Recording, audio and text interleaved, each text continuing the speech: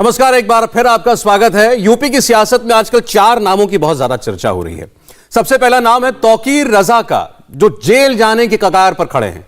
दूसरे हैं कैराना से सपा विधायक नाहिद हसन, जो गिरफ्तारी के बाद से जेल में हैं।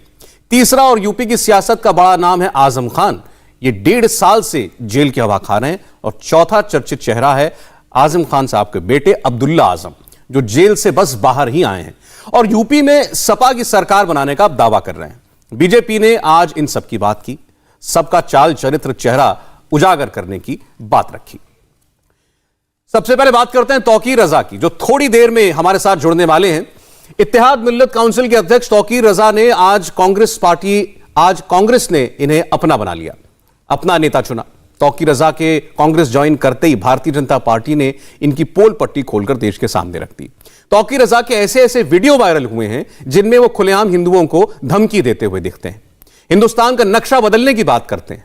भले तौकीर रजा प्रियंका गांधी के साथ फोटो खिंचवाते हो, लेकिन इनके दोनों के पैर तौकीर रजा अब जेल जाएंगे, इसमें ज्यादा आसार इसी बात के लगते हैं, क्योंकि इन्होंने काम ही कुछ ऐसा किया है। मैं गांव-गांव जाता हूं, बस्ती-बस्ती देखता हूं, मैं देखता हूं मेरे नौजवानों के दिलों में कितना गुस्सा पनप रहा है।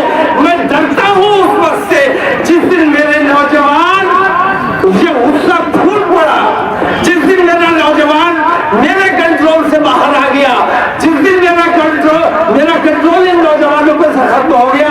मुझसे बहुत लोग कहते हैं ये तुम तो बुज़दिल हो गए, तुम तो कुछ करना ही नहीं चाहते, लेकिन मैं कहता हूं तो पहले मैं मरूंगा, बाद में तुम्हारा नंबर आएगा। डर लगता है अपने हिंदू भाइयों से, खास तौर से कह रहा हूं, मुझे उस वक्त से डर लगता है जिस दिन मेरा ये नौजवान कानून अपने हाथ में ले लेगा। हाँ, वीडियो हो गई कंप्लीट हो गई। जिस दिन ये नौजवान ये कानून हो गया और कानून अपने हाथ में लेने पर मजबूर हो गया, तो तुम्हें हिंदुस्तान में कहीं पनाह नहीं मिलेगी।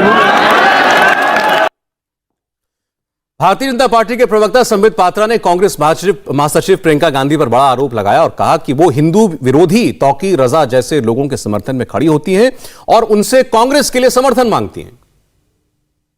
यही वो मौलाना तौकीर रजा खान है जिन्होंने सीएए के समय कहा था हम तो अल्लाह वाले हैं, हम तो अल्लाह वाले हैं, हम चाहेंगे तो खून की नदियां बहा देंगे।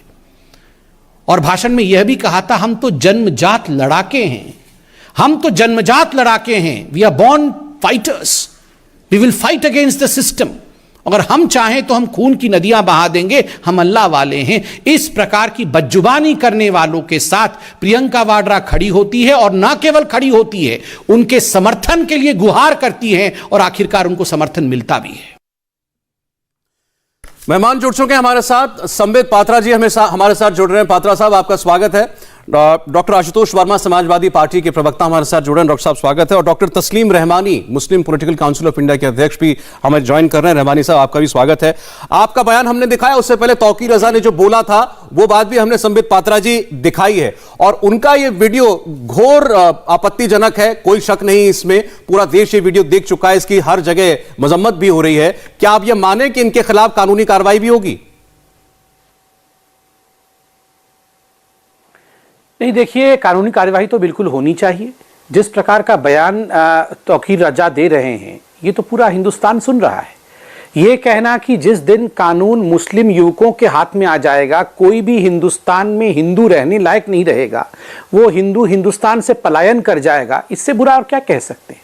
हिंदुस्तान का नक्शा तक बदलना, हिंदुस्तान का नक्शा बदल जाएगा, हम तो जन्मजात लड़ाके हैं, इससे और घृणक क्या हो सकती है।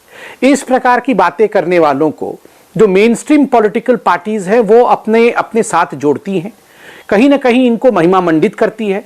और तो और प्रियंका वाड्रा जी के साथ इनका फोटो भी वायरल हो रहा है और प्रियंका वाड्रा जी के पार्टी को ये कल प्रेस कॉन्फ्रेंस करके आधिकारिक रूप से समर्थन देने की बात कर रहे हैं। और ये पहली बार नहीं हो रहा है। ये जो तुष्टीकरण की राजनीति है, ये आप याद करिए, आज से पहले बंगाल में भी कांग्रेस पार्टी ने किस प्रकार इंडियन सेक्युलर पार्टी, जो आप याद करिए जो हिंसा की बात करती थी, उसके साथ इनका जुड़ाव हुआ था। पीएफआई के जो एसडीपीआई जो पॉलिटिकल विंग है, उसके साथ कर्नाटक में इनका गठबंधन हुआ था। ठीक उसी प्रकार केरल में वेलफेयर पार्टी, जो कि एक बैंड ऑर्गेनाइजेशन है, उसके साथ भी गठबंधन की बात इनकी हुई थी। तो स्वाभाविक रूप से तुष्टिकरण के लिए किसी भी हद को पार कर सकते हैं।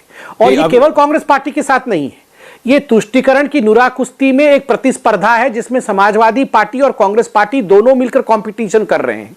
हमारे पास नाहिद हसन है तो हमारे पास जो है मौलाना तौकीर रजा खान है। तो एक तरह से ये पूरा का पूरा एक नुरा कुश्ती चल रहा है। सपा के नेता यहाँ है, वो तो आपकी बात का जवाब दे देंगे। कांग्रेस पार्टी से हमारे साथ अभी कोई नहीं है, लेकिन ये तौकीर रजा जरूर थोड़ी देर में हमारे साथ जुड़ने वाले हैं।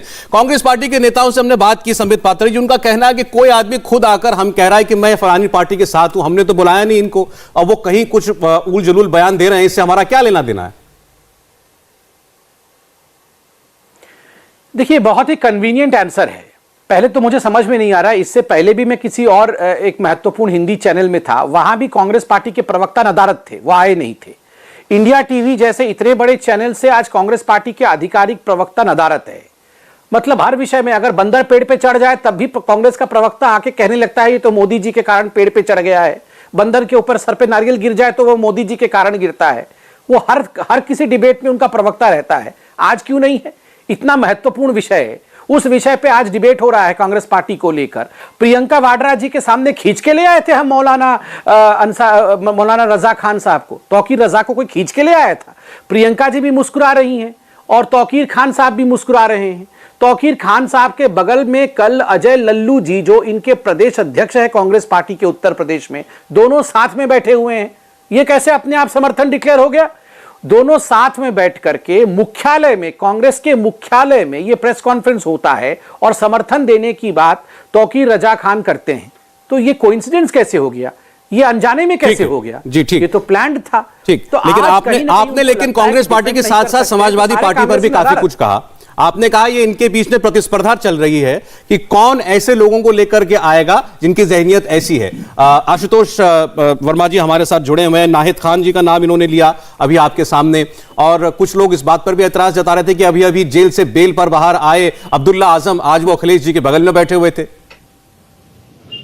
सौरभ जी, मुझे रुक रुक के आपकी आवाज आ रही है, लेकिन स्टूडियो से कहते ठीक कर दे, लेकिन फिर भी मुझे इतना समझ में आ रहा है कि आपका सवाल क्या है। देखिए, सबसे पहली बात, भारतीय जनता पार्टी की प्रवक्ता से क्या उम्मीद है? वो किस तरीके से चुनाव को हिंदू मुस्लिम करेंगे, ये भारतीय जनता पार्टी ने आज प्रेस कॉन्फ्रेंस करके दिखाई है। देखिए, जो देशभक्ति का और ये जो हिंदू एकता का झूठा मुखौटा लेके हमारे बड़े भाई संबित पात्रा जी बैठते हैं चुनाव के बीच में, तो सबको पता है कि अंततः भारतीय जनता पार्टी को उसी रास्ते पे आना है।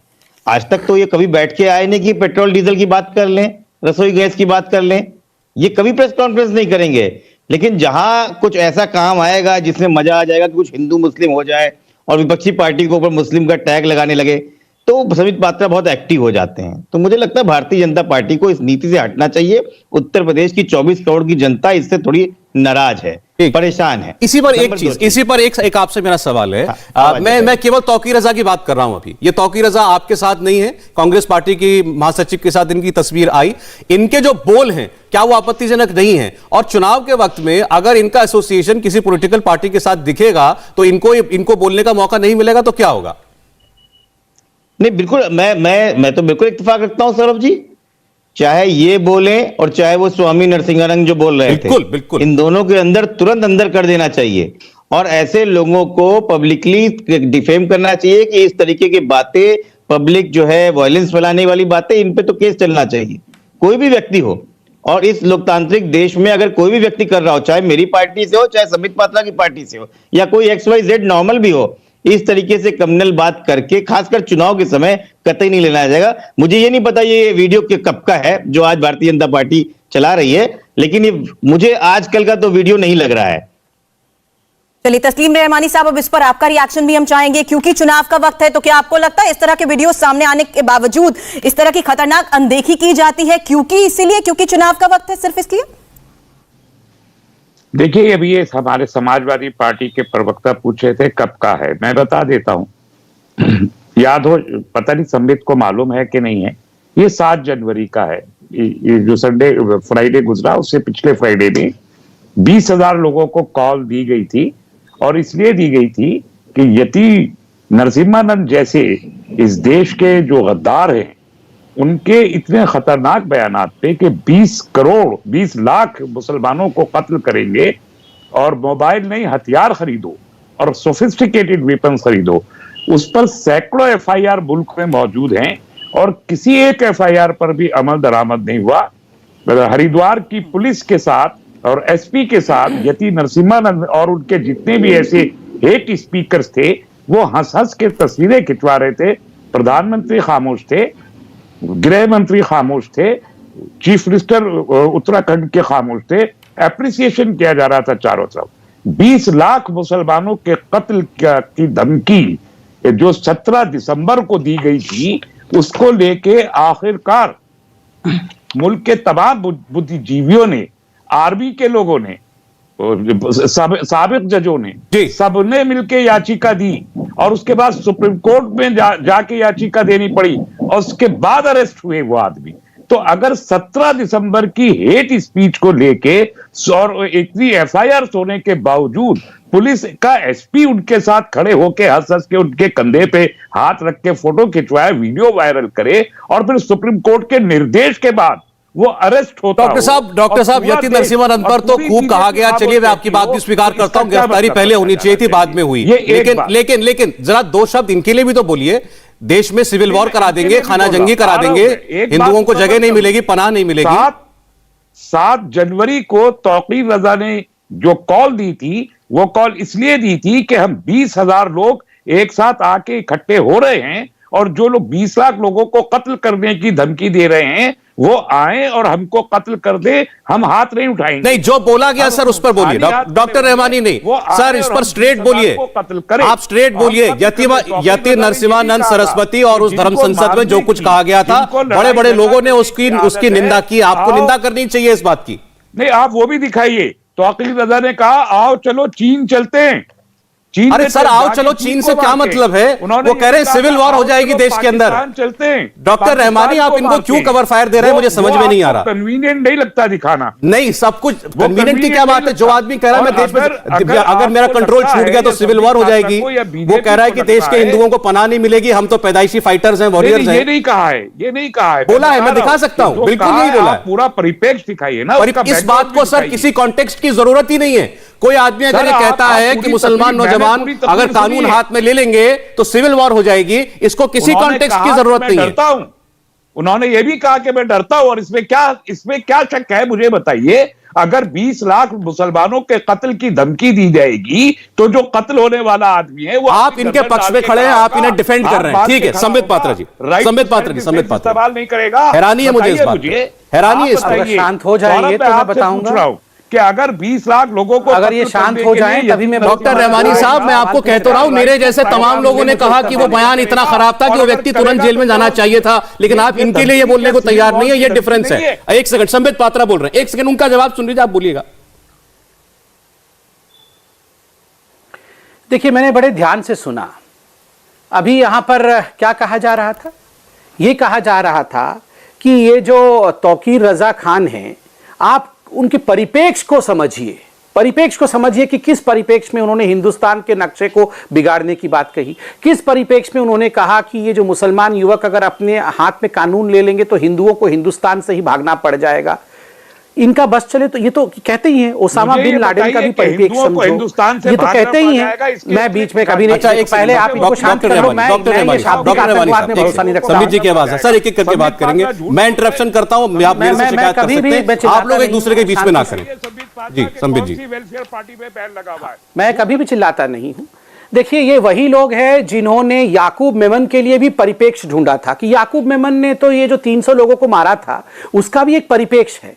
ये जो ओसामा बिन लादेन ने इतने बम ब्लास्ट किए उसके पीछे भी परिप्रेक्ष्य है। ये वो परिप्रेक्ष्य ढूंढने वाले लोग हैं जो हर आतंकवादी साजिश के पीछे और आतंकवादी हमलों के पीछे परिप्रेक्ष्य के नाम पे छुपते हैं। मुझे दुख इस बात का होता है, यति नरसिम्हानंद, किसने यहां पे यति नरसिम्हानंद को आके डिफेंड किया? हम में से किसी प्रवक्ता ने उनको डिफेंड किया? वो आज वहीं है जहां उनको होना चाहिए, जेल के सलाखों के पीछे है। ये फिर बीच में इनको कहिए आतंकवाद बंद करेंगे, या तो मैं चुप रहता हूं या तो इनसे बुलवा सुन ले। डॉक्टर रहमानी साहब, मैं ये आप ही की बातों का जवाब दे रहे हैं, प्लीज। ये रेडिकल व्यवहार ठीक नहीं है टीवी प्लीज। प्लीज। नहीं, मैं ये रेडिकलिज्म टीवी पे अलाउड नहीं है, बिल्कुल याद रखिए। नरसिम्हानंद का नाम लिया, उन्होंने कहा मैंने कहा डिफेंड किया, बोलने नहीं देंगे, गर्दन काटने के लिए आ जाएंगे, तो आप सड़क पे क्या बोलने देते होंगे मुझे? और ये खामोश क्यों? आप तो टीवी पे ऐसे व्यवहार करते हैं। यति नरसिम्हानंद के बयान आप इनसे ही बुलवा लीजिए। अरे सर, डॉक्टर रहमानी साहब उसी के बारे में तो बोल रहे हैं, आप इनकी बात सुन लीजिए, मैं इनकी बात आ जाऊंगा आपके पास, आप जवाब दे दीजिएगा प्लीज। प्लीज रहमानी साहब प्लीज। अमित जी बोलिए। ये रहमानी जी हमको टीवी डिबेट में बोलने देते नहीं है, और ये कहते हैं कि हिंदू इनको मार डाल रहे हैं। यह यहाँ पे झूठ मूठ का इस्लामोफोब का जो है एक चोगा ओढ़ के बैठे हुए हैं। किस हिंदू ने मार डाला मुसलमान को, मुझे बताइए, किस हिंदू ने मार डाला? ये फिर शुरू हो गया। ये पहले आप बोलिए, आपकी आवाज आ रही है, आपकी आवाज आ रही है, आप बिहेव ना करें। बोलिए क्या आवाज तो जा रही है, ये डिस्टर्ब भी तो कर रहे हैं। अच्छा ठीक है, नहीं देखिए, एक एक करके बोलिए। पाता जी की आवाज आई, इतने अच्छे एंकर हैं, ये सबके बीच में क्यों चिल्लाते हैं ये लोग? ये रेडिकलिज्म को हर जगह बैन करना पड़ेगा, टीवी में भी रेडिकलिज्म नहीं चलना चाहिए। देखिए सौरभ जी, मैं इतना ही कहना चाहता हूं, याकूब मेमन को फांसी ना हो इसके लिए यही लोग थे ना, जाके गुहार कर रहे थे सुप्रीम कोर्ट में कि नहीं फांसी होनी चाहिए। ये यहां पर यति नरसिम्हानंद के बारे में बोल रहे हैं। किसने डिफेंड किया यति नरसिम्हानंद को? इन्होंने कहा मुसलमानों को हिंदू मार डालेंगे। आप मुझे बताइए, कितने मुसलमानों को हिंदुओं ने मार डाला है? कितने मुसलमानों को हिंदुओं ने मार डाला है? कितने मस्जिदों को हमने तोड़ दिया है, कितने गिरजाघरों को तोड़ दिया है, कितने मुसलमानों को हमने आगे बढ़ने से रोक दिया है? एक को नहीं। और जब इस प्रकार से मौलाना तौकीर रजा कहता है कि हिंदुस्तान के नक्शे को हम बदल देंगे, तो डर लगता है साहब, क्योंकि हिंदुस्तान के नक्शे को इन लोगों ने बदला है। पीछे इतिहास है हिंदुस्तान के नक्शे को बदलने के लिए। डायरेक्ट एक्शन डे, हजारों हिंदुओं को मौत के घाट उतार दिया गया जिन्नावादियों द्वारा, और जिन्ना के एक कॉल पे, क्योंकि उनको प्रूफ करना था कि ये हमारी ताकत है। आप अगर हिंदुस्तान के नक्शा को नहीं बदलोगे तो हम हिंदुस्तान को हमेशा के लिए बदल के रख देंगे, हिंदुओं का कत्लो गारत करेंगे। ये उदाहरण है मौजूद, मगर आप मुझे एक उदाहरण देखिए, बताइए मुझे एक उदाहरण जब हम हिंदुओं ने कत्लेआम कर दिया हो। हिंदू कत्लेआम पे विश्वास नहीं करता है, कभी नहीं मारता है। और मुझे आश्चर्य इस बात का है कि मौलाना रजा के प्रवक्ता बन के यहां दो लोग बैठे हुए। ठीक है, नहीं, इन्होंने डॉक्टर आशुतोष ने कम से कम ऐसा नहीं किया। इन्होंने साफ कहा कि जो हुआ था गलत, इन्होंने जो किया गलत किया। डॉक्टर आशुतोष ने ऐसा बोला, रहमानी जी ने नहीं बोला। लेकिन मैं ये, क्योंकि ये सवाल बार बार आएगा और दोनों ने नाम लिया, आपने भी एक बार कह दिया है, लेकिन फिर भी मैं ऑन रिकॉर्ड पूछ रहा हूं, यति नरसिम्हानंद और उनके साथ मौजूद लोगों ने जो कुछ बोला था, उनको जेल होनी चाहिए थी। आप इस बात से सहमत हैं? आपने मेरे से पूछा? जी आपसे पूछ रहा हूं। नहीं, मैं तो कह रहा हूं जेल में हैं। मैंने तो यह भी कहा कि हमने कब समर्थन किया, वो तो जेल में हैं already, they are inside the jail. मगर यहां पर आके जो, और किसने डिफेंड किया यहां यति नरसिम्हानंद जी या किसी को भी? हम में से किसी प्रवक्ता ने डिफेंड किया? बिल्कुल नहीं। सबका साथ, सबका विश्वास, हिंदू हो या मुसलमान। ठीक है डॉक्टर पात्रा, मुस्कुराने का विषय नहीं है। ठीक है डॉक्टर पात्रा, देश में हिंदुओं को द्वितीय दर्जे के नागरिक की तरह आप ट्रीट नहीं कर सकते हैं। ठीक है डॉक्टर पात्रा जी, एक मिनट, अब जरा उनका जवाब ले लेता हूं मैं। पहले रहमानी जी आप ही जवाब दीजिए। आप चाहेंगे तो हमें भगा देंगे हिंदुस्तान। आपके सामने कह दिया इन्होंने कि यति नरसिम्हानंद के साथ कोई नहीं खड़ा इनके यहां से, जेल में है।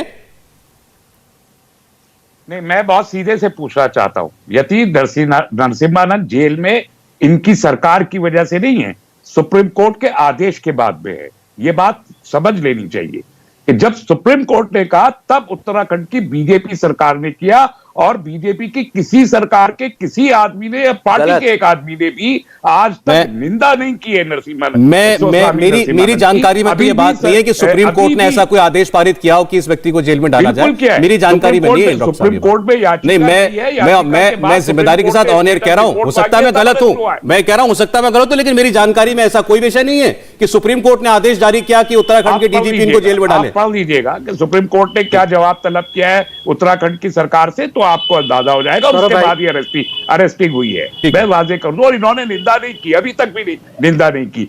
मैं ये कह रहा हूं कि आज जब भारतीय जनता जो ये कह रहे हैं कि जो कोई मुसलमान नहीं मारा, 24,000 कम्युनल राइट 2017 से 2019 के बीच उत्तर प्रदेश में हुए, 24,000, 8,000 per year, 2017 to 18, 18 to 19, 19 to 20। National crime bureau के आंकड़े इंटरनेट पे मौजूद है सौरभ, उठा के देख लीजिए। और ये झूठ बोलते हैं कि एक भी फिसाद नहीं हुआ। किसके खिलाफ हुआ है वो फिसाद? बताए किसके खिलाफ हुआ? आज नहीं तो आप कभी हिंदू मार ही नहीं सकते। रहमानी जी मुझे बताइए, आप जितनी बातें कह रहे हैं, ये तौकीर रजा की बातों का जस्टिफिकेशन कैसे है? ये तौकीर रजा की बातों का जस्टिफिकेशन कैसे, बस इतना बताइए। ये इलेक्शन हार रहा है, और इनको हिंदू मुसलमान के बगैर ये जी नहीं सकते। इनकी यही राजनीति है, इसके अलावा कुछ नहीं कर सकते। आप मेरी एक बात का जवाब दे दीजिए, आप मेरी एक बात का जवाब दे दीजिए। आपने जितने आरोप इनके ऊपर लगाए, चले ठीक, ये तौकीर रजा का बचाव कैसे हैं? जो आदमी कहे भारत का नक्शा बदल जाएगा, उसका बचाव कैसे है? ये नहीं, तौकीर रजा ने यह हरगिज नहीं कहा कि भारत का नक्शा बदल जाएगा। न तौकीर रजा ने यह कहा कि हिंदुओं को यहां रहने के लिए जगह नहीं मिलेगी। मुझे दिखा दीजिए, बोला तौकीर रजा ने, मैं अभी आपको सुना दूं, जो कहा, अभी सुना दूं, पनाह नहीं मिलेगी, पनाह नहीं मिलेगी, मैं अभी सुना दूं। आप पूरी बाइट सुनाइए दोबारा। डॉक्टर साहब प्लीज टीवी देखिए, अभी आप टीवी देखिए, बबल हिंदी में लिखा भी आएगा उस पर। मैं आपको आपको बुलाया, इनको बुलाया, डॉक्टर आशुतोष को बुलाया, कुछ हुआ ही नहीं कि हमने ऐसी खामखा बुला लिया। बोला है, साफ साफ बोला है। मुझे बताइए कहां बोला है कि मैं सुना रहा हूं, अब आप सुनिएगा, जरा वॉल्यूम भी तेज कर लें, सुनाइए। मैं गांव गांव जाता हूं, बस्ती बस्ती देखता हूं, मैं देखता हूं मेरे नौजवानों के दिलों में कितना उत्साह पनप रहा है। मैं डरता हूं उस वक्त से जिस दिन मेरे नौजवान ये उत्साह फूल पड़ा, जिस दिन मेरा नौजवान मेरे कंट्रोल से बाहर आ गया, जिस दिन मेरा कंट्रोल इन नौजवानों पर खत्म हो गया। मुझसे बहुत लोग कहते हैं ये तुम तो बुज़दिल हो गए, तुम तो कुछ करना ही नहीं चाहते, लेकिन मैं कहता हूं तो पहले मैं मरूंगा, बाद में तुम्हारा नंबर आएगा। डर लगता है अपने हिंदू भाइयों से, खास तौर से कह रहा हूं, मुझे उस वक्त से डर लगता है जिस दिन मेरा ये नौजवान कानून अपने हाथ में ले लेगा। हाँ, वीडियो हो गई कंप्लीट हो, जिस दिन ये नौजवान ये कानून हो गया और कानून अपने हाथ में लेने पर मजबूर हो गया, तो तुम्हें हिंदुस्तान में कहीं पनाह नहीं मिलेगी। डॉक्टर साहब सुना आपने, मैं दोबारा बोलूं, अपने हिंदू भाइयों से खास तौर पर कहना चाहता हूं, मैं बता रहा हूं ना, अब मैं बता रहा हूं, अब दर्शकों ने तो सुन लिया, आपने नहीं सुना होगा, मैं इनके वर्ड्स हैं, मैं खासकर अपने हिंदू भाइयों से कहना चाहता हूं, मैं उस दिन से डरता हूं जिस दिन हमारे नौजवानों ने कानून अपने हाथ में ले लिया, हिंदुस्तान में कहीं पनाह नहीं मिलेगी। किसको नहीं मिलेगी? हिंदू भाइयों को बोले तो वो नहीं, तो वो तो हिंदू भाई बोल रहे हैं। क्यों समझ? अरे तो भाई भी बोल रहे पनाह नहीं मिलेगी, बड़ा भाईचारा है सर, बहुत बड़ा भाईचारा है। वो तो भाई बोल रहे हैं, डॉक्टर रहमानी, किसी चीज को डिफेंड करने की एक लिमिट होती है। डॉक्टर साहब ओसामा बिन लादेन के भी बचाव में उतर के रहते हैं, इनको बात समझ में आएगा। मुसलमान मेन स्ट्रीम की पॉलिटिक्स ना करे, क्यों आखिरी अब आप नुआंस बात करना चाहते हैं, अब आप बात करना चाहते हैं इलेक्टोरल पॉलिटिक्स की, आप बात करना चाहते हैं देश में मुसलमानों की, वो अभी होगी डॉक्टर साहब, होगी। आप कंडेम कीजिए तो एक बार, आप कंडेम कीजिए, वो सारे विषय जो आप उठाएंगे उन पे आएंगे, गलत को गलत कहिए, लेकिन लोग खड़े होके आखिर राजनीतिक खेल क्यों खेल रहे? मुझे इसका जाती तजुर्बा है। क्या ये राजनीतिक खेल आपने, ये राजनीतिक खेल इस वक्त आप नहीं खेल रहे डॉक्टर रहमानी? एक चीज जो आंख से दिखती है, एक चीज जो आंख से दिख रही है कि जहर घोला जा रहा है, उसको गलत नहीं कह पा रहे आप? नहीं, मैं कैसे गलत कहूं कि जब मुल्क में जगह जगह, कल अभी नांदेड़ में बम फटा है बजरंग दल के आदमी के घर से, बम बनाने की फैक्ट्री थी, पुलिस ने FIR तक दर्ज नहीं की है। नांदेड़ में पिछले जुमे को बम बनाने की फैक्ट्री एक बजरंग दल के आदमी। इससे ज्यादा तो नहीं कुछ कह सकता था जितनी बार मैंने आपसे कहा, लेकिन आप फिर भी इसको डिफेंड करना चाहते हैं, आपकी मर्जी है ये। डॉक्टर आशुतोष इस पर कुछ कहना चाह रहे हैं? बहुत देर से सुना आपने। देखिए सौरभ जी, मैं इस बात को बार बार मानता हूं कि भारतीय जनता पार्टी का जो मोटिव है, देखिए उनको एक बात समझना पड़ेगा, ये देश जितना अमीर खुसरो का था उतना ही तुलसीदास का है, जितना कबीर और सूरदास का है उतना ही भारत भूषण का है, जितना निजामुद्दीन औलिया का है उतना नरोत्तम दास का और संत रविदास का है। इसको ऐसे मत तोड़ो, क्योंकि भारतीय जनता पार्टी ने अपनी सुविधा के हिसाब से राजनीति हर समय की है। यहाँ समित भाई बैठे हुए हैं, किसी को याद नहीं है जब श्यामा प्रसाद मुखर्जी जो है हिंदू महासभा के साथ फजलुल हक के साथ सरकार बनानी होती है तो साथ में खड़े हो जाते हैं, लेकिन आज सुविधा के हिसाब से अगर जरूरत पड़ती तो हिंदू मुस्लिम में भाई भाई उनको दिखाई नहीं पड़ता है, उनको बांटने की राजनीति आती थी। जब जम्मू कश्मीर में जरूरत पड़ती है तो महबूबा मुफ्ती के साथ में सरकार बनाते हैं, लेकिन जब परेशानी दिखती है उत्तर प्रदेश में तो इनको हिंदू मुस्लिम में लड़ाइयां दिखती हैं। जो गलत है वो गलत है, मैं आपके साथ खड़ा हूं कि इस तरह के स्टेटमेंट कंडेम करती है समाजवादी पार्टी, लेकिन हिंदू मुस्लिम एकता भाईचारे के साथ कौन खड़ा हो सकता है? कौन इस देश में एकता ला सकता है? वो सिर्फ अखिलेश यादव ला सकते हैं। वो इस तरह के लोग नहीं ला सकते हैं जो चुनाव के समय नमक और मिर्ची डालने के लिए तैयार करते हैं। एक मिनट, तो मुझे लगता है भाई हैं, मुझे लेकिन समाज नहीं बिल्कुल भाई है, और हिंदू भाई है, मुस्लिम भाई है, सिख भाई है, सबके साथ। जो इस देश में इस तरीके की राजनीति करती है, तस्लीम साहब और सौरभ साहब, ये हिंदुस्तान बहुत आगे बढ़ चुका है, ये भारतवर्ष बहुत आगे बढ़ चुका है। और भारतीय जनता पार्टी की इतनी गिरी हुई राजनीति को कोई सपोर्ट नहीं करता है, ये कितने भी बड़े पड़ जाएं, लेकिन अंततः चुनाव जब लड़ने आएंगे तो कहीं ना कहीं हिंदू मुस्लिम की ऐसी बातें लेके आएंगे। क्यों ऐसे वीडियो चलाए जा रहे हैं? क्यों नहीं आप सीधे बोलते कि ये गलत चीज है? ये गलत चीज है तो आप हर जगह बोलिए ना, आपको क्यों नहीं आते हैं? आपने 5 साल काम किया है उत्तर प्रदेश में, आपके क्यों नहीं मुख्यमंत्री और मंत्री आके अपने कामकाज के लेखे पे चुनाव लड़ते हैं? ठीक है, क्यों नहीं बोलते रोजगार नहीं दे पाए हमसे? डॉक्टर आशुतोष, आपके सामने हम सबके बीच में डॉक्टर रहमानी ने इस वीडियो की तारीख बताई थी, चूंकि वीडियो 1-2 दिन से ही दिखना शुरू हुआ है, इसलिए इस पर चर्चा हो रही है। आपने इसको गलत कहा, संबित पात्रा इस पर हमलावर है, डॉक्टर रहमानी को इसमें कुछ गलत दिखाई नहीं दे रहा, लेकिन आपने कहा इसमें बराबर की जिम्मेदार, इस माहौल के लिए बराबर की जिम्मेदार बीजेपी है। संबित पात्रा,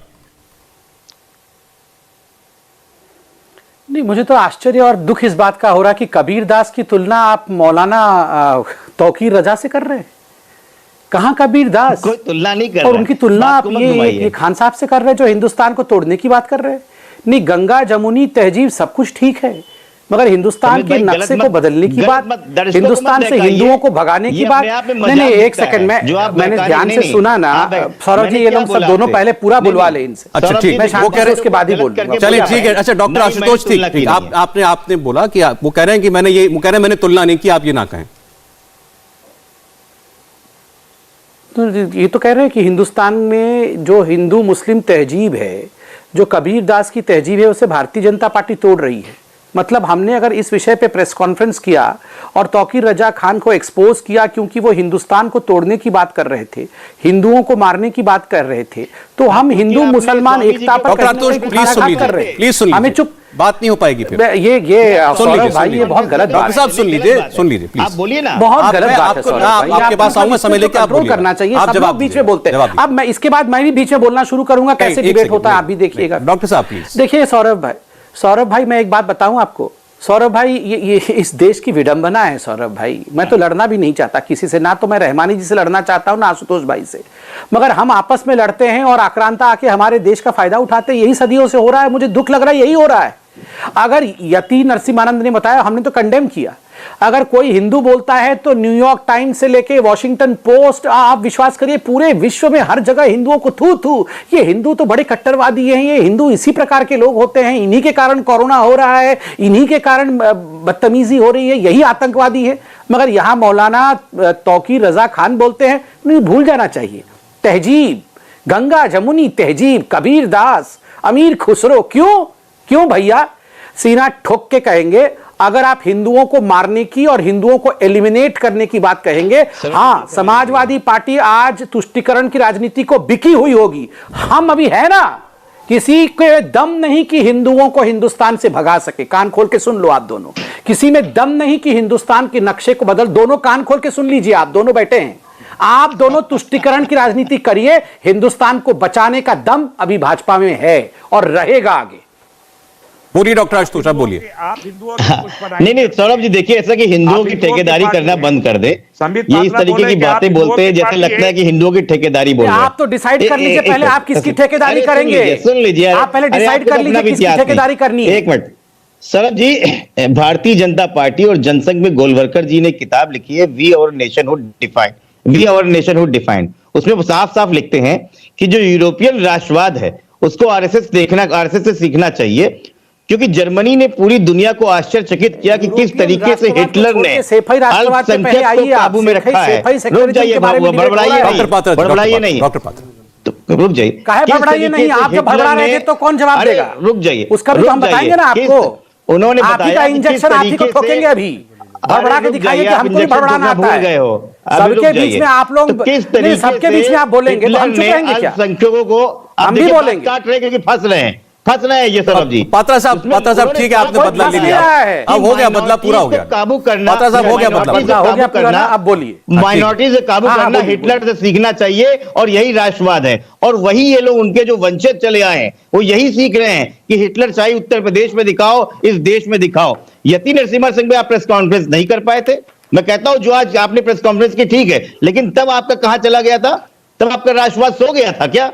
और क्या बोल रहे थे? कोरोना की बात करिए, किसने शुरुआत की? तबलीगी जमात की बात करके, किसने बात की थी? इस देश में आप ही आग लगाते हो। अगर आग न लगाते तो हम वाकई विश्व की सबसे बड़ी शक्ति बनते। आप लोगों के चलते हिंदुस्तान सैकड़ों साल पुराना हो गया है, पीछे चला गया है आप लोगों की वजह से, और देश देख रहा है। आप लोगों की जमानत जब्त होने वाली है इस बार। ठीक, आपने कहा इनका डॉक्टर पात्रा ये तौकीर रजा पर संबित पात्रा प्रेस कॉन्फ्रेंस करेंगे या तीन नरसिम्हानंद पर नहीं करेंगे?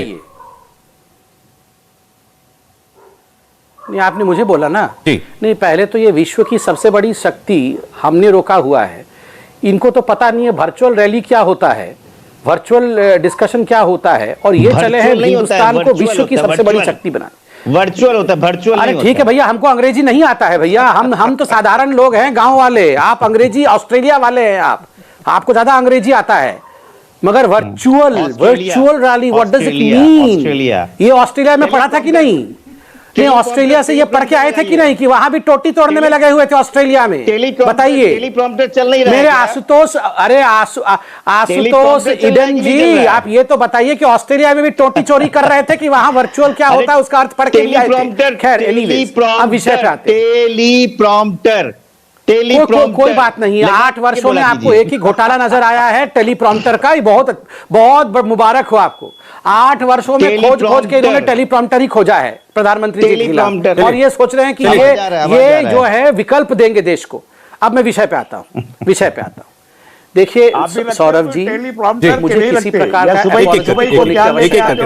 इनके बाद इनका स्टेटमेंट हो जाए, आप ही के पास आऊंगा। ये दोनों अपने अंग्रेज इनका स्टेटमेंट हो जाए, मैं आप ही के पास आऊंगा। अंग्रेज में कोई बात नहीं, आप इंग्लिश में डिबेट कर लीजिए, मुझे बोलने दीजिए। हाँ बोलिए। हिंदुत्व याद है, कोई बात नहीं, मुझे अंग्रेजी नहीं, अरे भैया मुझे अंग्रेजी नहीं आता है। आप लोग बहुत बड़े बड़े अंग्रेज दो बैठे हुए हैं, मुझे हिंदी में बोलने दीजिए।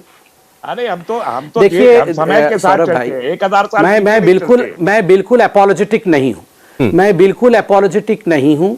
और देखिए यहाँ doctor Ramani please, doctor Ramani लोग बैठे हुए हैं ना, ये लोग किसी भी कीमत पे हिंदुओं को आतंकवाद, किसी भी कीमत पे हिंदुओं को ये पूरे विश्व के सबसे खराब धर्म के रूप में, इनका बस चले तो ओसामा बिन लादेन को भी श्याम सुंदर अग्रवाल बताएंगे। इनका बस चले तो ये ओसामा बिन लादेन को भी क्लीन चिट देंगे। वो भी बताएंगे कि ओसामा बिन लादेन भी जो कर रहा था उसके ऊपर भी बहुत जाति हो रही थी, हिंदुओं ने जाति की थी, तभी तो ISIS भी चल रहा है ना। ये सीरिया में ISIS भी तो हिंदुओं के जाति के कारण हुआ है, वरना थोड़ी ISIS खुल जाता। इन लोगों के साथ डिबेट करने की कोई आवश्यकता नहीं है। हिंदुस्तान की जनता इनको अच्छी तरह से पहचान चुकी है, तभी इनको 2017 में कुछ सीट इनको सीटें मिली, 2019 में कोई सीटें मिली। आप इंतजार करिए। हम हिंदू मुसलमान नहीं कर रहे हैं, मगर इस देश में मेरा भी अधिकार है। आप याकूब मेमन को बचाते बचाते, यहां पर अब तौकीर रजा खान को बचाते बचाते हिंदुओं को यहां पर गाली नहीं दे सकते हैं। आप हिंदुओं को इस देश से कैराना से पलायन कराया था आप लोगों ने। ये आपने दिया था ना टिकट वो हसन को, जो एक नंबर का, जिस प्रकार से उसने हिंदू मुसलमान करके जिस प्रकार का वातावरण बनाया था, जेल के अंदर सलाखों के पीछे है। टिकट वापस लेना पड़ा ना आप लोगों को। ठीक है, बड़ा कॉलर चौड़ा करके दे रहे थे नाहिद हसन को टिकट आप लोग, क्या हो गया उसका? जी ठीक है, रहमानी साहब आप बोलिए। डॉक्टर आशुतोष, मुझे मालूम है आपको इस पर जवाब देना है। रहमानी साहब बोलिए। पात्रा से बीजेपी कुछ भी कहलवाए और कुछ भी करवाए, 24 करोड़ उत्तर प्रदेश के लोग तो ये बात अच्छे याद रखिए भैया, जो बीजेपी कहलवाती है इंडिया के फेवर में कहलाती है। कम से कम आपकी तरह हम यहाँ पाकिस्तान के फेवर में नहीं बोलते हैं, याद रखिए। 5 में से 4 रियासतें ये 99% हार रहे हैं। पंजाब हार रहे हैं बहुत बुरे तरीके से। पंजाब में कोई पूछने वाला, टिकट लेने वाला अवेलेबल। ये भी पूरा ऐसे बात करते हैं जैसे ये बैठ के पाकिस्तान टीवी में रियासतें हम हार रहे हैं। मणिपुर में जो 2 ये तो 5 लाख लोग लेके जा रहे थे अयोध्या में। ये रहमानी साहब 5 लाख लोग लेके जा रहे थे, 5 आदमी इकट्ठा हुआ नहीं। असेंबली आ रही है और ये हराने चले। संबित जी, उत्तर प्रदेश में हंग असेंबली आ रही है, आपको बता रहा हूँ। 5 स्टेट में सुपड़ा साफ है। अरे आप अपना सर को हंग कर लीजिए पहले शर्म से, जो बोल रहे हैं यहाँ पर रजा खान साहब। बाद में असेंबली के विषय में चिंता करिएगा, को दिखाई दे पहले अपने सर को हंग करिए। आखिरी दाव है, ये देश हिंदू मुस्लिम नहीं चाहता, ये देश भारतीयता चाहता है। रहमानी साहब, आपका स्टेटमेंट मेरे पास है। एक सेकंड सर, एक स्टेटमेंट है आपका मेरे पास। और लखनऊ आप प्रेस क्लब का जैसी 15 जनवरी का जैसे लोगों को एक नहीं डॉक्टर था। रहमानी साहब, सैकड़ों डॉक्टर रहमानी बैठे साहब, हुए थे। डॉक्टर रहमानी साहब, कपड़े को अपमानित 3 दिन पहले का, 3 दिन पहले आप लखनऊ में थे। लखनऊ में आपने प्रेस कॉन्फ्रेंस की। हिंदू धर्म लखनऊ के प्रेस कॉन्फ्रेंस में आपने क्या बोला था? आपने लखनऊ के प्रेस कॉन्फ्रेंस में क्या बोला? आपने बोला कि 22 में, आपने सुने, मैं कोट कर रहा हूं, मेरे पास स्टेटमेंट है। आपने कहा, और मुझे कोई ऐतराज नहीं है खास उस पर, आपने कहा कि 22 में मुसलमान तय करेगा कि उत्तर प्रदेश कौन जीतेगा। ठीक है, आपका हक है, आप बोले, ठीक है, मैं आपका हक है, बोलिए। और वो करोड़ों मुसलमान जो हैं, वो वोटर हैं, उनका यकीनन हक है कि वो तय करें कि कौन मुख्यमंत्री बनेगा। लेकिन जब आप वो मुसलमान को एक अलग सेक्शन, एक अलग कैटेगरी बना देते हैं ना, तो आप इनसे कंप्लेंट नहीं कर सकते कि हिंदू हिंदू हिंदू मत करो। हाँ, मैंने क्यों कहा? मैंने इसलिए कहा कि 313 सीटें जीत के इन्होंने एक भी मुसलमान को टिकट नहीं दिया। किसने आइसोलेट किया मुसलमानों को? अगर आप सबका साथ सबका विश्वास की बात करते हैं, 403 सीटों में से एक भी सीट पे आपने मुसलमान को टिकट नहीं दिया, और आपने 313 जीत के पूरे देश को, और आज जो ये अपोजिशन पार्टीज जो सेकुलर खुद को कहती हैं, ये मुसलमानों से किनारा कर रही हैं, उसका मैसेज वही 2000। चलिए मैं जवाब ले लेता हूं, क्योंकि तौकीर रजा हमारे साथ किसी भी वक्त जुड़ सकते हैं। ठीक है, इनसे आज पूछेंगे कि जो उन्होंने बोला, क्या इसके पीछे क्या सोच थी इनके दिमाग में। एक सेकंड, इसका जवाब संबित जी से ले लीजिए आप, हमारे फिर शायद जवाब रह ना जाए। एक सेकंड, पात्रा जी।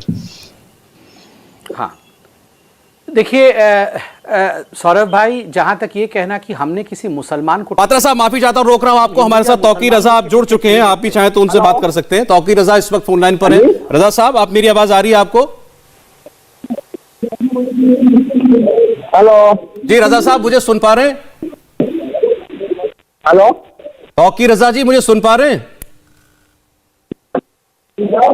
हेलो, तौकीर रजा जी, मैं सौरभ बोल रहा हूं इंडिया टीवी से। मेरी आवाज आ रही है आपको? आवाज आ रही है, वो हम हट गए हैं, वो आवाज ही नहीं आ रही थी। आप उनको फोन पर ले आइए, हम इंतजार करते हैं। हाँ, आप फोन पर ले आइए उनको। मैं एक मिनट रुकिए, मैं 1 मिनट देता हूँ, बताओ, 1 मिनट रुकेगा।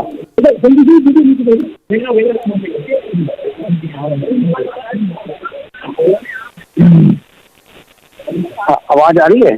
जी जी जी। हेलो हेलो, हाँ जी। हाँ, आवाज आ रही है मेरी? जी हाँ, आ रही है। एक मिनट बात कर रहा हूँ।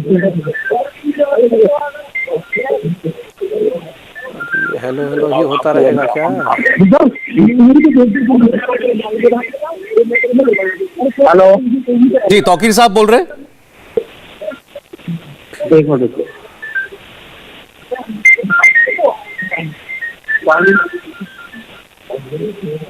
हेलो हेलो, चलें, कोशिश होगी, लेकिन क्योंकि सफाई तो इनको देनी पड़ेगी, ऐसा नहीं है कि इनसे सवाल पूछे नहीं जाएंगे। अपना आप स्टेटमेंट पूरा कीजिए पात्रा जी। देखिए सौरभ भाई, मुझे तो लगता है कभी कभी कि तौकीर रजा जैसे व्यक्ति को हमें एक इतना महत्वपूर्ण प्लेटफॉर्म नहीं देना चाहिए। वो ऐसा नहीं है कि आवाज़ उन तक नहीं जा रही थी। ये जो हेलो हेलो का खेल चला है अभी 5 मिनट तक, ये बहुत सातिर लोग हैं, इनके पास कोई डिफेंस नहीं था, इस कारण से ये टीवी पे जुड़ नहीं रहे हैं। इनके पास अभी डिफेंस होता ना, खैर इन्होंने तो भेजा ही हुआ रहमानी साहब को अपना प्रवक्ता के रूप में, मगर खुद ही अपने आप को डिफेंड नहीं कर सकते, तभी ये नदारत है। मैं किसी का प्रवक्ता नहीं हूं, मैं किसी पॉलिटिकल पार्टी में भी इसीलिए नहीं हूं कि प्रवक्तागिरी नहीं करनी है मुझे, मैं अपना प्रवक्ता हूं, बहुत है। अच्छा, नहीं, आप तो राष्ट्रपति महोदय हैं। सॉरी, आप, मेरे से गलती हो गई, आप राष्ट्रपति हैं हिंदुस्तान के, मेरे से बहुत बड़ी गलती हो गई, आपको मैंने प्रवक्ता कह दिया, माफ करिएगा, अब मुझे बोलने दीजिए। हाँ, धन्यवाद। ऐसा है सौरभ भाई कि ये कह रहे थे कि मुसलमान कैंडिडेट्स को हमने कितने टिकट दिए। सौरभ जी, ये हिंदू या मुसलमान कैंडिडेट देख के हम टिकट नहीं देते हैं, विनेबिलिटी फैक्टर देख के हम टिकट देते हैं। जो जीत सकता है टिकट उसको होता है। आप बताइए, 69 मुस्लिम कैंडिडेट्स नहीं, 69 मुस्लिम विधायक थे। 60, ये फिर से चाचा रहमानी जी, ये इस विषय पे इस विषय पर इनको क्लैरिफिकेशन देने दीजिए। फिर क्यों चिल्लाते हैं? रहमानी जी, आपने सवाल महत्वपूर्ण किया था, नहीं है तो बीच में क्यों रहमानी बोलते हैं? साहब, आपने बहुत महत्वपूर्ण सवाल किया था, मैं चाहता हूं इस पर नहीं है, ये बीच में क्यों चिल्लाते हैं? इनका लॉजिक तो सुनिए, किसी पॉलिटिकल पार्टी के नहीं, इनका लॉजिक सुने तो एक बार। प्रवक्ता नहीं है, ये ना 3 मिनट 13 में बीजेपी का मुस्लिम विधायक क्यों नहीं है, इसका लॉजिक सुन लीजिए एक बार, बात जानी चाहिए, बोलिए। देखिए सौरभ जी, जब समाजवादी पार्टी सरकार में थी 2012 से 17 तक 69 मुस्लिम विधायक थे। क्या बदल गया मुस्लिमों के जीवन में? क्या बदल गया? सर्वाधिक मुस्लिम विधायक थे। क्या बदल गया मुसलमानों के जीवन में? वही पिछड़ा का पिछड़ा मुस्लिम रह गया, क्योंकि मुसलमान नहीं। सौरभ भाई पहले ये बताइए, ये रहमानी साहब किसी का प्रवक्ता नहीं है, किसी पॉलिटिकल पार्टी में नहीं है, इनको क्यों बुलाया हुआ है? ये ना 3 में ना 13 में है, यहाँ के डिस्टर्बिंग एलिमेंट क्यों? चलिए आप कहें, चलिए ये किसी के प्रवक्ता होते। बोले बोले। नहीं, मैं कैसे कहूंगा? जैसे मैं कहना शुरू करता हूं ये अब आपकी आवाज आ रही है, साफ आ रही, बोलिए, क्लियर। धन्यवाद। देखिए, मैंने कहा कि 69 मुस्लिम एमएलए समाजवादी पार्टी के मौजूद थे 5 वर्षों के लिए। क्या बदल गया मुसलमानों के जीवन में? मुसलमानों को अन्न मुफ्त मिल गया? नहीं। मोदी जी आए तब जाके अन्न योजना के अंतर्गत आपने राशन दिया। जनधन अकाउंट खुल गए थे मुसलमानों के? नहीं। इन लोगों ने कहा था कि इस्लाम में बैंकिंग अलाउड नहीं है, अच्छी बात नहीं है। मोदी जी आए, उसके बाद जनधन अकाउंट के माध्यम से बैंक में अकाउंट खुले मुसलमानों के। 69 विधायक थे इनके। क्या इन्होंने गैस सिलेंडर हर मुसलमान के घर में दे दिए थे? बिल्कुल नहीं दिए थे। उज्ज्वला योजना के माध्यम से मोदी जी ने दिया। मुसलमान विधायक 70 के आसपास थे। आप बताइए, आयुष्मान योजना कब आई? मोदी जी के सामने। ट्रिपल तलाक हटा दिया था। 69 मुस्लिम विधायक थे, इन सबने मिलकर ट्रिपल तलाक को बैन किया था। क्या पात्रा साहब, लेकिन ये वजह तो नहीं हो सकती ना कि इनके समय में 69 मुसलमान चुन करके आ गए विधानसभा में और इन्होंने कुछ नहीं किया, तो हम एक को भी टिकट नहीं देंगे। ये जवाब तो नहीं हो सकता ना। पॉलिटिकल एस्पिरेशन भी होती है, हर समाज की पॉलिटिकल एस्पिरेशन होती है। देखिए, इसमें कोई लारे लप्पे नहीं, मैं बिल्कुल स्पष्ट बोल देता हूं। विनेबिलिटी नहीं थी तो केवल यहां पर सांकेतिक राजनीति के कारण टिकट देके हारना भी तो नहीं है ना। हमें सांकेतिक राजनीति नहीं करनी है कि संकेत के रूप में, सिंबल के रूप में हमने किसी को दे दिया। हमारे लिए ना मुसलमान ना हिंदू, हमारे लिए हिंदुस्तानी, और जो हिंदुस्तानी जीत सकता है, जिस हिंदुस्तानी ने वहां के लोगों की सेवा की, हम उसको टिकट देंगे, हम उसको टिकट देंगे। ठीक है डॉक्टर रहमानी साहब, आप क्यों चिल्ला रहे हैं? आप जाके लड़ो ना समाजवादी पार्टी से टिकट लेके। आप क्यों नाराज मेरे पे हो रहे हो? डॉक्टर आशुतोष, एक मिनट आपकी बात पर जरा रिस्पॉन्ड कर दें। बोलिए। हार गए उनकी देखिए सौरभ जी, रहमानी जी को टिकट दे दो। बहुत परेशान है कि बीजेपी के हारे, उनकी विनेबिलिटी नहीं देखी थी। 24 कैसे? रहमानी जी को टिकट दो, एक परेशान है। बोलिए डॉक्टर साहब, डॉक्टर आशुतोष बोलिए। हारे सौरभ जी, देखिए परेशानी तब होती है कि जब उत्तर प्रदेश इस देश में सबसे ज्यादा फर्जी इनकाउंटर में नंबर 1 बनता है। जब नौशाद और मुस्तकीम पे गोली चलाने के बाद आपने शुरू किया। बोलिए, आप बोलिए। परेशानी तब होती है जब उत्तर प्रदेश 5 सालों में सबसे ज्यादा फर्जी इनकाउंटर में नंबर 1 बनता है। नौशाद और मुस्तकीम पर गोली मारकर जो इनकाउंटर होता है उसको फिल्माया जाए और इस देश में हिस्ट्री शीटर क्रिकेट खेले और एसपी उसकी पिच बनाए, इसलिए परेशानी होती है। तो ये जो दोयम दर्जे की इनकी जो नीति है, इसलिए परेशानी है। मैं बार बार बोलता हूं कि हिंदू मुस्लिम के अलावा भारतीय जनता पार्टी के पास बोलना कुछ नहीं है। और मैं संदेश देना चाहता हूं कि एक बड़ा अच्छा, मैं भी एक चीज शेर पढ़ रहा था कि ना मैं हिंदू हूं ना हूं मुसलमान, तू मेरी गीता पढ़ ले मैं तेरी कुरान, और अपना तो खून एक है और यही है अरमान, इस देश में एक ही थाली में खाएं हिंदू और मुसलमान। काश ये दिन ले आए, तब हम लोग आगे बढ़ के बात करेंगे और कम से कम इन हिंदू मुस्लिम जैसी गंदी राजनीति से आगे बढ़ जाएंगे। नहीं संबित जी, आपको नहीं समझ में आएगा, परेशानी है, प्रॉब्लम है। रहमानी जी, आप बोलिए। समझना भी नहीं है, आपने हमको समझने की कोशिश भी नहीं कर रहा हूं। ठीक है, मैं समझूंगा क्यों? ये सब चोचलेबाजी हम समझते ही नहीं है। हाँ, थाली में छेद आपने कर दिया है, फिर थाली में साथ में खाएंगे, सीपीयू में प्रॉब्लम है, साथ में बैठेंगे। नहीं, आतंकवादियों को 2012 में छोड़ रहे थे जेल से बाहर। आप 2012 में आतंकवादियों को जेल से बाहर छोड़ रहे थे। ये तो इलाहाबाद हाईकोर्ट का भला हो, अखिलेश यादव जी को आतंकवादियों को छोड़ रहे थे। रहमानी जी बोलिए, रहमानी जी की आवाज है। डॉक्टर साहब, आप दोनों यहाँ तीनों डॉक्टर बैठे, यही बता दूं, ये तीनों डॉक्टर हैं, ये तीनों डॉक्टर बैठे। सुन लीजिए जरा एक सेकंड, अभी रहमानी जी की बात सुन लीजिएगा। पात्रा जी आप भी, आशुतोष जी आप भी। से था और बीजेपी से था। आपने 20,000 लोगों के मुकदमे वापस लिए। वो सब क्रिमिनल थे कि नहीं थे? वो समाज के दुश्मन थे या नहीं थे? कौन थे? ये योगी जी, कितने मुकदमे थे योगी जी के ऊपर? कत्ल के मुकदमे जो वापस खुद उन्होंने अपने आप से ले लिए। तो गुंडों के और गुंडों के मुकदमे वापस लेने का काम तो आपने किया बताइए, और आतंकवादियों इसकी को कोई हमें यहाँ दूसरी मिसाल नहीं है चाहिए। पूरे आतंकवादी स्वतंत्र भागेगा भारत तो की उसका तारीख शूटआउट में होगा ही। कोई दूसरी मिसाल नहीं है ठोक के कह कि रहा हूं, 2 महीने के योगी अंदर सरकार ने 20,000 गुंडों के 1800 किसी करोड़ सरकार ने रुपए वापस लिए हो। एक मिसाल हो तो बताइए मुझे, जब्त किए हैं, 1800 करोड़ की एक संपत्ति मिसाल हो जब्त तो की है। बताइए योगी जी जिस 20,000 गुंडों के खानदान केस ने वापस गाड़ी लिए चलाई योगी ने किसानों खुद को, अपने उनका क्या सुनाए। होगा? कोई मिसाल हो तो देश में बताए। गाड़ी तो आप चलाई है तो तो गुंडागर्दी गुंडे। को बढ़ा रहे और उसका मगर नतीजा यहाँ हुआ याकूब मेमन कि देखिए आतंकवादी कितने नहीं है। रेप हुए। यहाँ 24,000 तौकीर गुंडा हुए रजा आपके खान जमाने ये जो में। है, रहमानी जी जवाब ले लेता हूं आपकी बात का, ठीक है? अब ये ठीक है, घृणा का स्पीच नहीं है, कमाल है। पात्रा जी जवाब दीजिए इनकी बात का। देखिए, नहीं सौरभ भाई, जवाब भी क्या देना है? नहीं, ये तो ये वही रहमानी जी हैं जिन्होंने याकूब मेमन तक को आतंकवादी नहीं माना। ये कह रहे हैं 20,000 लोगों को हमने छोड़ दिया। नहीं, कौन से 20,000 लोगों को हमने छोड़ दिया? एनकाउंटर की बात कर रहे हैं। एनकाउंटर में तो खुद ही ये कह रहे थे 30% मुसलमानों को मार डाला, तो बाकी जो 70% है वो कौन है? नहीं, हमने मुसलमानों को मार डाला एनकाउंटर में, 30% मुसलमानों को मार डाला, तो बाकी 70% कौन है? कौन है वो 70%? वो कोई काउंट करेगा या नहीं काउंट करेगा? और दूसरी बात है, क्या ये हकीकत नहीं है? 2012 में अखिलेश यादव ने आतंकवादियों को छोड़ने के लिए एक कानून बनाया। इलाहाबाद हाईकोर्ट ने फटकार लगाई अखिलेश यादव को कि आप कौन है आतंकवादियों को छोड़ने वाले? अरे बताइए, ये देखिए, आतंकवादियों के विषय में कहते, आतंकवादियों का नाम लेते ही किस प्रकार से यहाँ रहमानी साहब उछल पड़ रहे। रहमानी साहब, आपके पास तो आप तो नहीं, रहमानी साहब आप तो अंग्रेजी स्कूल से पढ़े हुए हैं। Do you understand googling? Please Google.